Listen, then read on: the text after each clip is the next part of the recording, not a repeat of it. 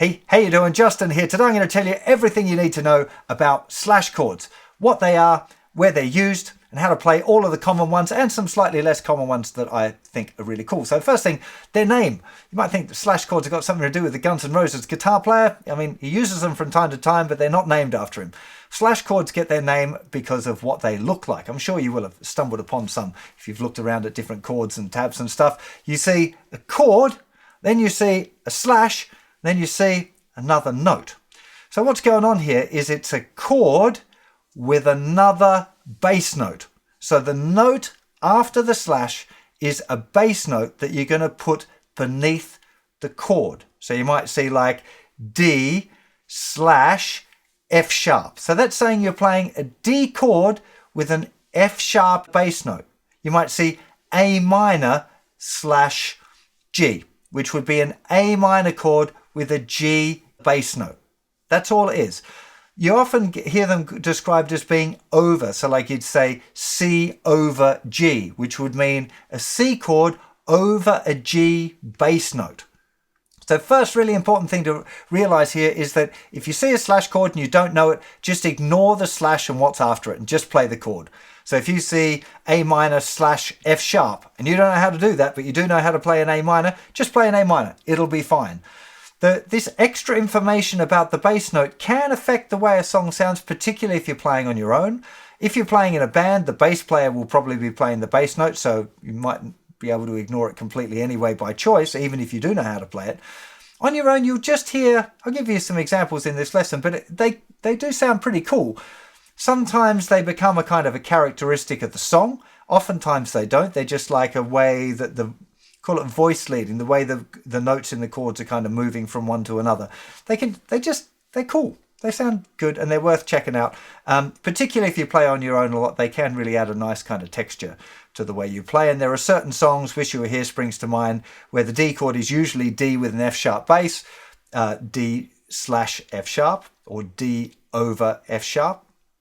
And when you add that in, if you've never played it that way before, that you add it in for the first time, you're like, yeah, now it sounds like the record. So they're definitely worth checking out. So I'm going to take you through, first of all of the really common ones that you're likely to see. And as we go through it, I'll talk a little bit about some of the uses for them, but they're pretty extensively used in lots of different ways. So some of this contextual stuff is only the tip of the iceberg. You'll discover a lot more.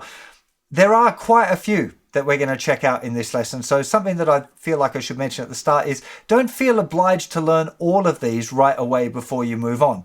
I would suggest that you learn them as you encounter them in songs, because some of them you might never encounter. So you don't want to waste, your RAM, your brain space, filling it up with chords that you're never going to play. So a good way around this is just to learn them when you encounter them. As long as you understand conceptually what they are, if you find one that you don't know, you have to look it up or whatever, but it's relatively easy, and then you add it to your chord bank. So let's get started and check out the easiest slash chords. The first slash chord that we're going to check out, one of the most common, is G with a B bass. Now, there's a regular big G chord. You know I often leave off the first finger and just play it like that. But a G with a B bass definitely needs that note because it's the note B and we want it to be the bass note, right? So you're going to have to put that first finger down for this. Note that the first finger is muting the thicker string as well because we want this note B to be the bass note. Now you can hear there, it sounds slightly different. Here's G. Here's with a B bass. So what's the point? It's kind of subtle, right? Well, a use of this, for example, would be if you had G to C. If we add in a G with a B bass, you can hear it just adds a little bit of movement there.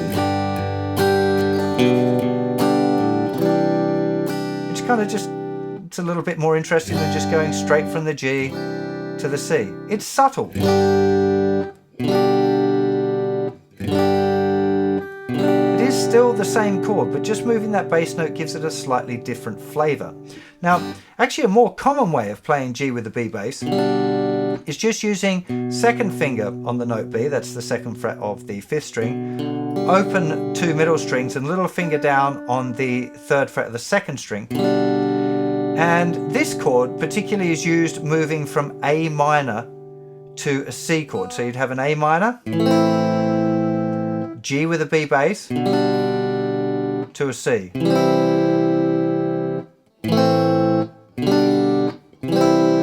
Or the other way around. C, G with a B bass to A minor.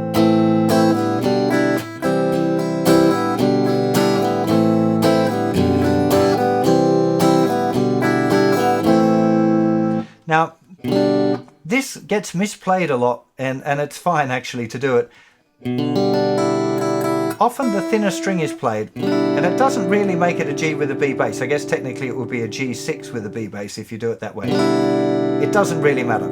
You can also play it with little finger on the thinner string.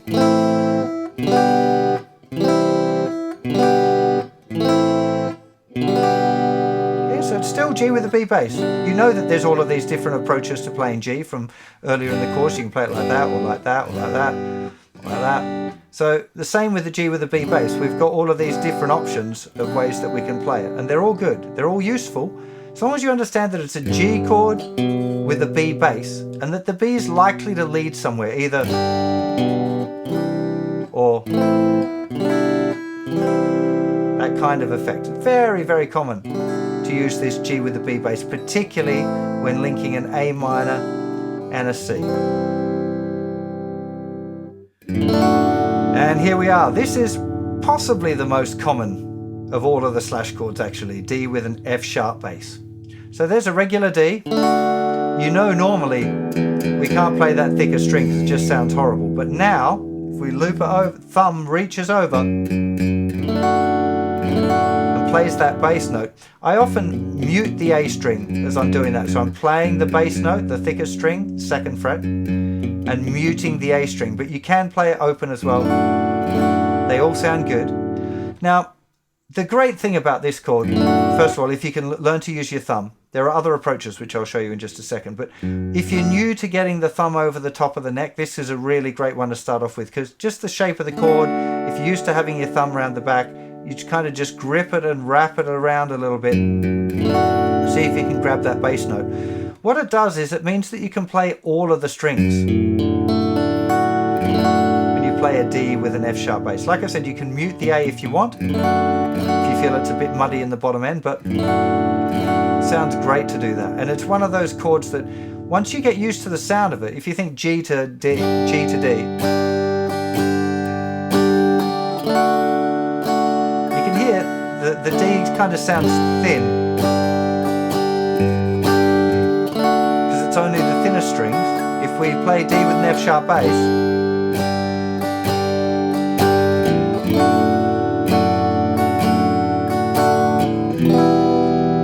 sounds big and rich. It's a lovely, lovely chord. Again, particularly good for joining G and E minor. You're going to see that movement all the time. Very, very common to have G, D with an F sharp bass, and E minor. Now, if you can't do the thumb over, and I'll be honest, I didn't do it that way for a long, long time. I found it far too difficult.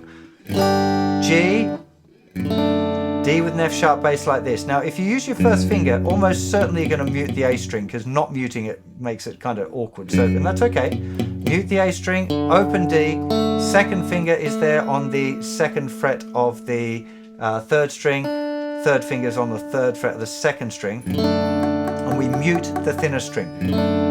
Okay, in theory you could play it that way if you wanted to, like the whole D chord with fingers 2, 3 and 4, and then 1st finger on that bass note, but that's just awkward to get to, like to go from G to D with an F sharp bass, like that's awkward. I can kind of do it, but I wouldn't be wanting to do that without a lot of practice, and it just doesn't feel worth it. So you I would suggest you're better off using this fingering 1, 2 and 3, possibly 2, 3 and 4 also works. Little finger is muting the thinnest string there. Okay, and again the 2nd finger is muting the 5th string. So we've just got 2nd fret, mute, open, 2nd fret, 3rd fret, mute.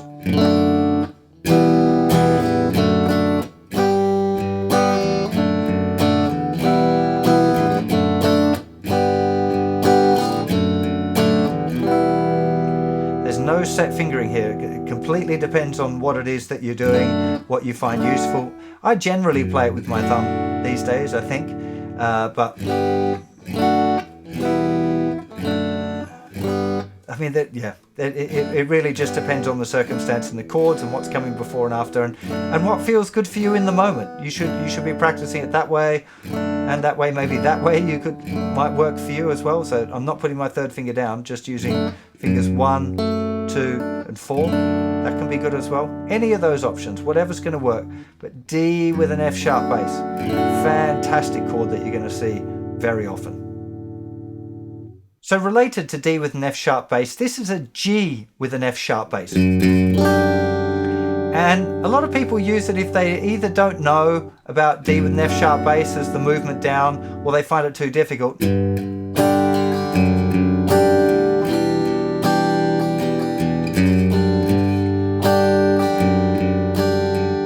And it's pretty easy. There's your regular G, like the big finger G, without the first finger, and then putting it down 1 fret below on the F sharp. Now again, I'm muting the A string now at this point. It kind of sounds a bit weird, like on its own, like you just got one of the notes wrong, but in context,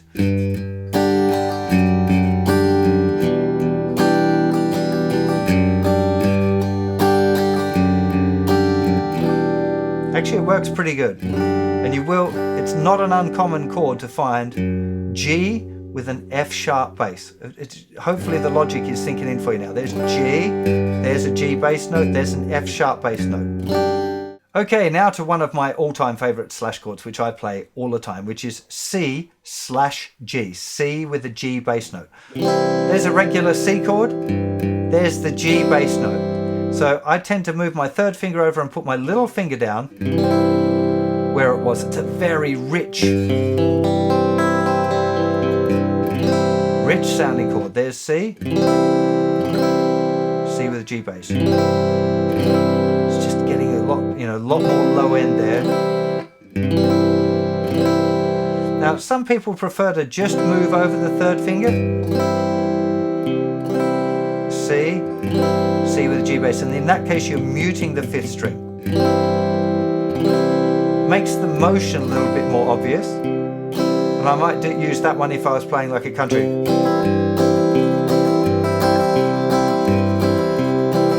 Where I want the bass note kind of separated, I might move the third finger, but for regular playing, I really like the sound of this. And this is actually the way it was played, particularly in the 60s, 70s. This was the more common way of playing C. More people played C that way than that way. Or like Rolling Stones and the Beatles and that kind of thing would generally seem to play the C chord that way. Okay, now we've got another C slash chord, which is C with an E bass. Now, there's regular C. If we play the thicker string, we've got our C with an E bass already.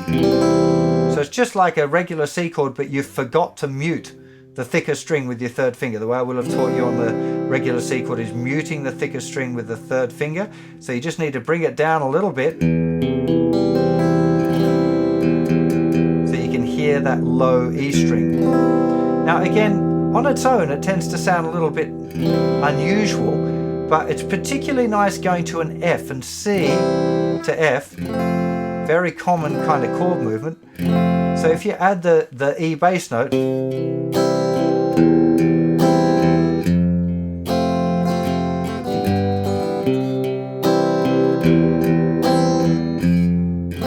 so starting with regular C, dropping my third finger down a little bit to reveal that open chord, and then going to the F.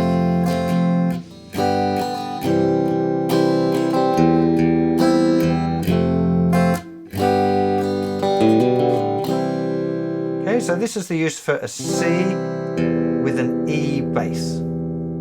A variation of this I feel I should point out is playing it like this, where I'm playing just the thinnest 4 strings. Okay, so that's an E note as well.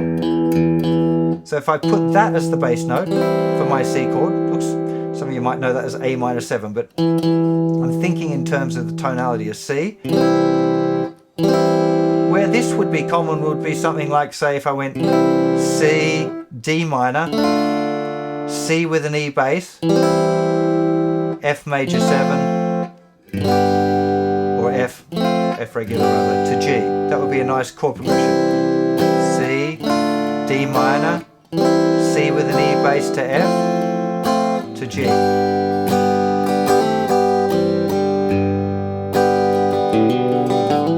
So while we're on C chord shapes, this is a C with a B bass. Looks a little bit like an E minor with the first finger down. There's lots of different ways of naming these chords sometimes, but I'm imagining there's C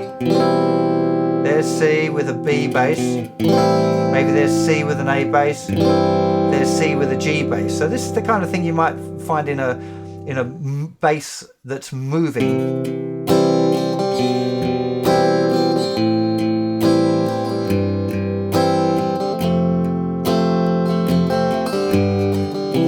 Kind of thing. C with a B bass to A minor, or could be A minor, it could be C over A. You could call that C over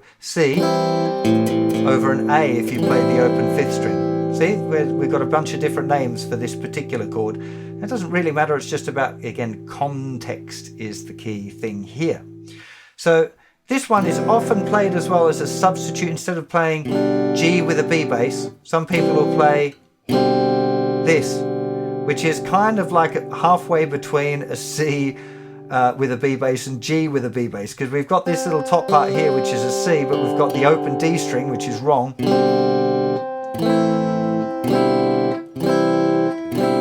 But this is one of those points about, like, it doesn't sound bad, it still works as a transitioning bass note. So I sometimes see this as being a C with a B bass. I guess it's legit if you mute the 4th string, then it's a C with a B bass, definitely.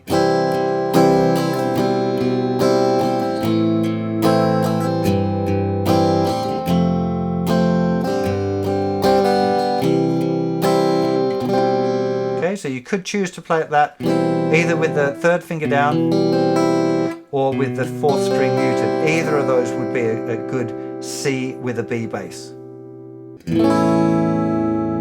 Now, this is a little bit of a strange one. This is A with an E bass. So like a regular A, but then you play the thicker string.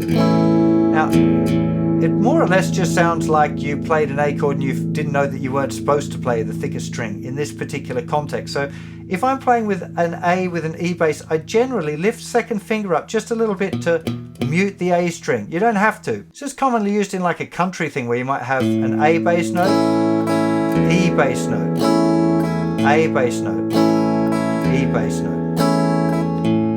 But there's a bit more going on here now, because when I move back to the A, thumb is reaching around to mute that thicker string. We're going to talk about that very soon. And when I go to the E bass note, 2nd finger is just moving up to mute the 5th string. Okay, so that I've only got either the A string or the E string ringing out.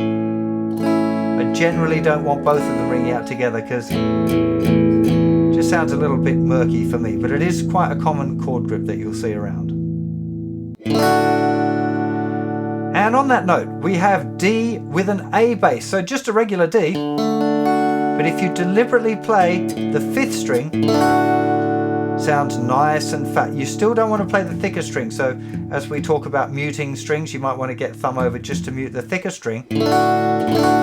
Now, particularly with a bit of gain, like you're playing AC/DC, that kind of rock and roll stuff, sounds great having D with the A bass. It adds that thickness, the same as D with an F sharp bass. If you actually play that note with the thumb, you get D with an F sharp bass. But if you don't play it, the thicker string is muted, but you play the other 5 strings, you get D with an A.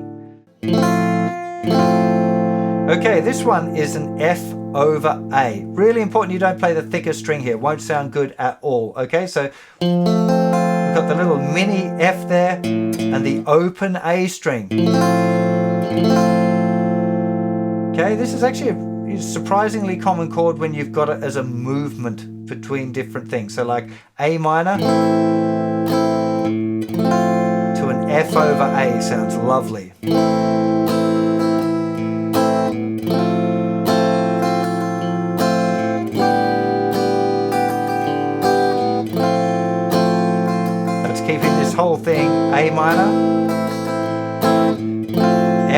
over A, G over A,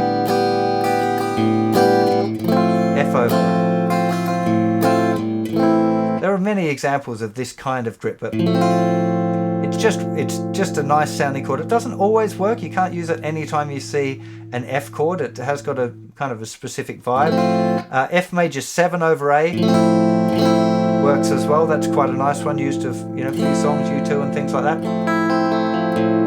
Again, you just want to be aware of the thicker string there. That won't sound good at all. It's just the F, top part of the F, and the open 5th string.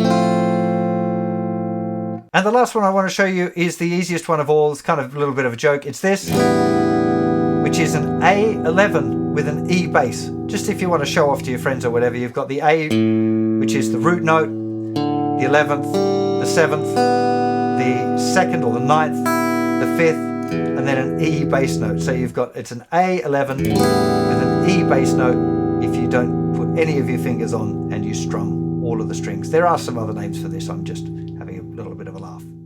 So that's 10 of the easier shapes that you're likely to encounter on your journey, but I also want to share with you a few more that you are likely to find here and there. They're less common. Definitely you only want to learn these ones as you encounter them, but I think some of them sound particularly cool and are well worth a look. So this first one is an A chord with a C sharp bass note. Okay, this one's a little bit tricky, especially if you're already struggling with doing the A as a little mini bar there. Reaching with your 3rd finger to play the 4th fret of the 5th string. Again, making sure you don't play the thicker string or the thinner string when you play this grip. But it's real nice going to a D. So having this.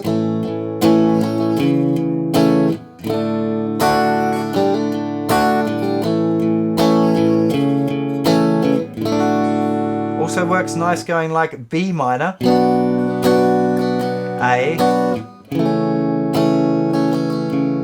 to D. You get this nice movement, B, C sharp, D.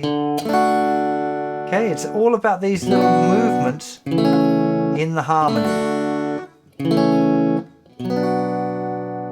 Okay, A with a C sharp bass.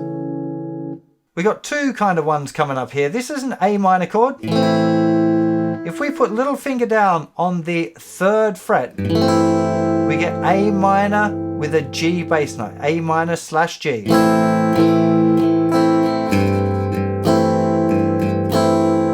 If we re-finger this chord, so it's still A minor here, but instead of using fingers 2 and 3, I'm using fingers 3 and 4. I'm putting my 2nd finger down on the 2nd fret of the thicker string. This is an A minor / F sharp. It's also called F sharp minor 7 flat 5. Again, if you're, you know, impressing your mates kind of zone, that's a pretty fancy sounding chord name. I think A minor with an F sharp bass makes more sense in this particular context. A minor with a G bass, muting the A string, I should point out there. When you're doing the A minor with a G bass, it'd be pretty difficult not to. A minor with an F sharp bass commonly would be followed by like an F to an E or an F to an E chord. This sort of A minor with a G bass, an F sharp bass, F to E. Quite a common kind of folky chord progression, used by some rock bands as well. And an A minor with the G that's not so tricky is reaching over with a little finger, is moving your 3rd finger over to the thicker string, muting the A string now. This would be an A minor 7 / G. You should hopefully notice that it's the same as C over G as well. Same chord, different name. Again, just depends on the context and how you choose to name it. But that's a real nice one that's slightly less tricky than reaching over with a little finger there to an F. Still works great.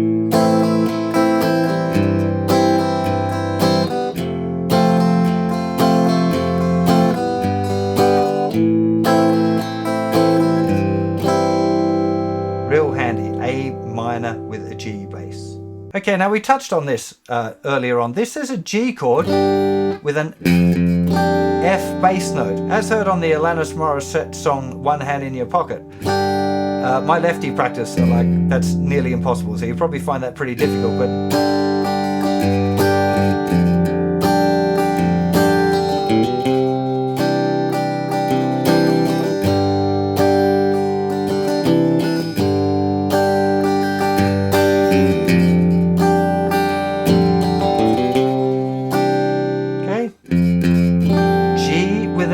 bass. You can have G with any bass note that you wanted. You could have G with a B flat bass, with a B bass, C bass, D bass, E bass, F bass. Okay, so G with an E bass, or G with an E bass. It doesn't really matter. You can get really creative with these things, but this particular one does sound pretty cool. I'm muting the A string there, in case you can kind of gather that's what was going on. Okay, this one is a D7 with an F sharp bass. Now this one's a specific one I find really useful in a blues in A. I think it sounds real cool. So it's just a regular D7 that you would have learned when we looked at the blues lessons there, but we get the thumb over to play the bass note. Sounds real good, I think, real hit. Particularly useful, like I said, in an E blues where you might have an E7 D7 to A.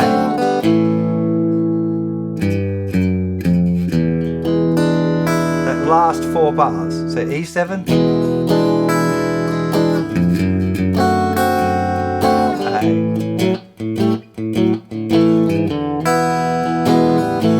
That kind of position. Really useful, but other circumstances as well. Anytime you've got this D7 going to a G or whatever, you can use this bass note. Sorry, I'm trying not to do. I let things flow a little bit, so I might play G like that if I played E with an F sharp bass that way. You might not want to go there yet. It's such a great sounding chord. D7 with an F sharp bass. Just a couple more. Now this one is an E with a G sharp bass note, and it's really difficult for me. Okay, regular E chord, little finger reaches up to the 4th fret on the thicker string. I remember skipping over this chord lots of times. Remember, if you ever see it in a book, E with a G sharp bass, you can just leave off the bass note. Ow! It's really difficult. There are other ways around it if you encounter it in a song, and Tears in Heaven's a really common song that has this chord, but you have to use a different grip. Probably not for beginners, because it then goes to bar chords and other stuff that we would encounter a little bit later on. But this, I just thought I'd pop it in there because it's such a funny one, and you're probably likely to see it. And if you do see an E with the G sharp bass, do remember that you can just skip over it if you want.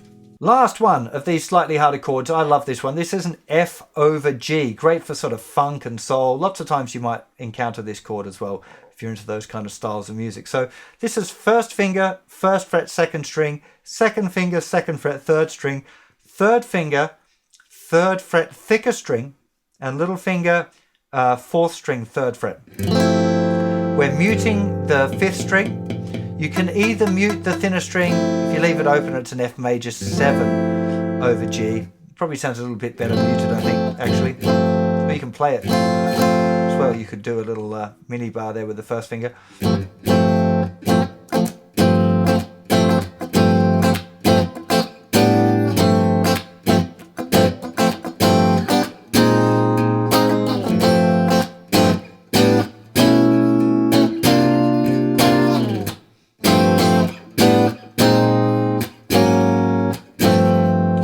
A lot, and it always tends to sound really cool. This is also called a G11, but more on that another time. Well, if you've made it this far, you know a lot about your slash chords, how to play even some pretty sticky ones. But like I said, it's really important that you learn these in the context of songs that you really love playing. That's a really important part of it. If you try and memorize too many too soon, you're just filling your brain, your RAM, with stuff that you might not need to access. So I would definitely recommend learning them as you learn songs that require them. Some great songs that you might want to check out. Needle and the Damage Done by Neil Young. It's kind of got some grips that we didn't cover, but it's all about the movement of the line and there's some other movements in the melody part as well. It's such a beautiful song, definitely worth checking out if you don't know it. Like a Rolling Stone by Bob Dylan's got a really nice example of the movement from the C to the D minor with a C with an E bass. Sunny Afternoon, Kinks, Ray Davies. Again, loads of great slash chords in that one. Tears in Heaven, Eric Clapton, but that requires bar chords as well, but might be worth a little look if you're a big fan. Stuff like Mr. Bojangles as well. I mean, there are so many songs that use slash chords. You're going to encounter them everywhere. And now that you know how to play them, you definitely want to check them out, the ones that you at least know. Do remember that you will find other kind of variations on a theme where it might not seem exactly like a proper slash chord, but it might be written as one. I'm just thinking like... You Gotta Hide Your Love Away by the Beatles, or Norwegian Wood. A lot of slash chords in Beatles tunes, actually. They're a great source of that. But sometimes it is actually more about the movement of the bass over a chord, and the slash notation is just a kind of a way of writing it down, but it's not really about the slash chords individually. They just happen to be those names of the chords. I really hope you enjoyed this lesson. I'll see you for plenty more very soon. Bye-bye.